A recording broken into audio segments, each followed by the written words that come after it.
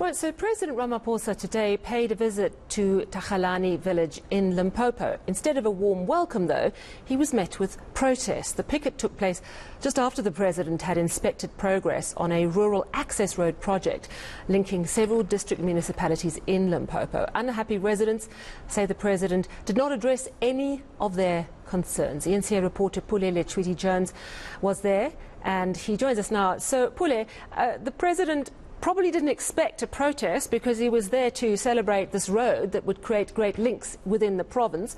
Talk to me about what the Thakgalani village residents are unhappy about and why they feel the president didn't respond to them.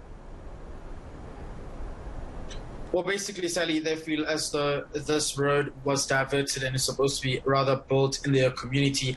And this was something unlikely. Didn't expect this picket to actually take place just a moment after the president had, of course, said he was happy with the road that was unveiled and that it had created employment. But they were saying built on some of these core issues were the matters of service delivery. They of the view that their community or rather village has been neglected for a while. They don't have access to clean water, electricity, and of course some of their roads in their community are dilapidated. But further, they also said that there was an issue of a shortage of ambulance vehicles which were not going inside their communities, and the subsequent that people do not have access to great healthcare medical facilities. And these are some of the protest group that came with placards and certainly were saying that they wanted the president to actually address them and didn't expect the visit to be that short, because the president was accompanied by high official delegates, including the premier of the province and of course Transport Minister Thakgalani Balula. We don't care, we need the road. During the SONA, what is it that the president is going to say if we don't have basic services? Our brothers and sisters, they can't go to work because of that road. They diverted the road. Miss Michelle from RAL, they promised us that they have budget for that road, but they did not fix it. They did not fix it.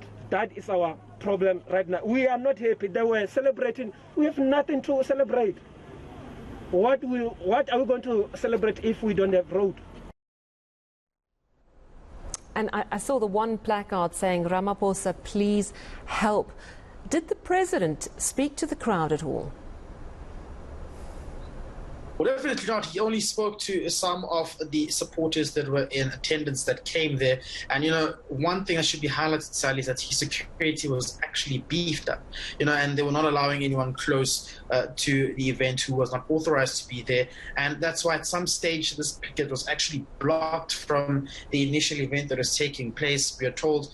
But also what he said was that this program and that the road would be part of the highlights and recognition when he addresses and embarks on the State of the Nation address on Thursday, and that he said that he was quite impressed with the job implementation that had taken place, which was of course born from this program, which will cost about 16 million. This road that has been unveiled, which stretches for about 36 kilometers. But most importantly, residents are saying they hope that the State of the Nation address can reflect far more than what happened today, and that it can highlight, most importantly, the issues of service delivery with transparency as to how some of these changes will be implemented. But the president gave opening remarks, of course, and of course closed again on how he thought that this road would actually be a great modification for the village as well. I just wanted to listen to what he had to say earlier on. If we can do this type of project in many parts of the country, and we are going to do so, we will be able to create a number of jobs. We will be able to ensure we are building not only social infrastructure, but economic infrastructure. Because we are then able to move to a higher level economically.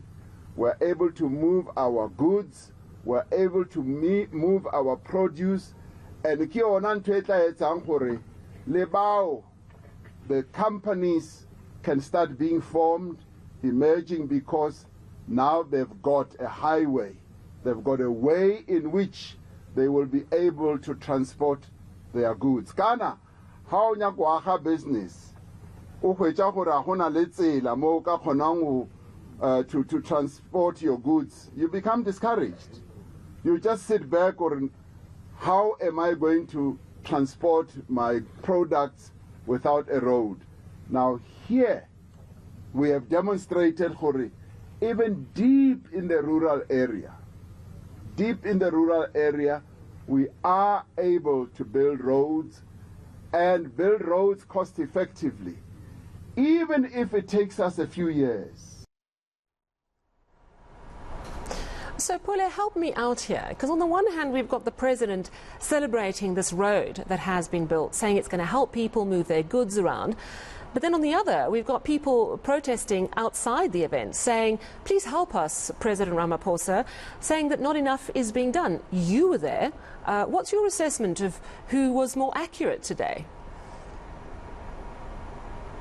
What we understand is that, Sally, as you travel within the community, there are still other roads which are dilapidated. And of course, this road was still in progress. And these residents are actually saying that now that the president is here, and now that just a few days before the State of the Nation address, we believe he can address our issues. We believe that he can attest to our issues. But they also feel as though they were not given, the voice to actually ventilate some of their challenges that they're experiencing within the community. They feel as though their community was being used as a show today to actually try and impress the president.